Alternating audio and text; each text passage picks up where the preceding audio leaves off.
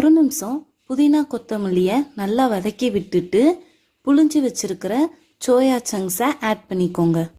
Soya சங்க்ஸையும் நல்லா எல்லா பக்கமும் வதக்கி விட்டுட்டு தயிரை ஆட் பண்ணி மிக்ஸ் பண்ணி விட்டுக்கோங்க. தயிரை நல்லா மிக்ஸ் பண்ணி விட்டுட்டு பிரியாணிக்கு தேவையான கல்லுப்பு சேர்த்துக்கோங்க. அதையும் நல்லா மிக்ஸ் பண்ணி விட்டுக்கோங்க. இப்போ இந்த ஸ்டேஜில் 1.5 கப் தண்ணி 1 கப் தேங்காய் பால் சேர்த்து கலந்து விட்டுக்கோங்க.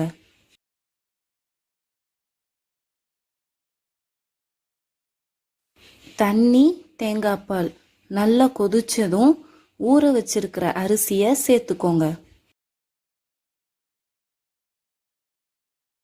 இதோட 2 table spoon lemon juice add பண்ணிக்கோங்க. நல்லா ஒரு கொதி வந்ததும்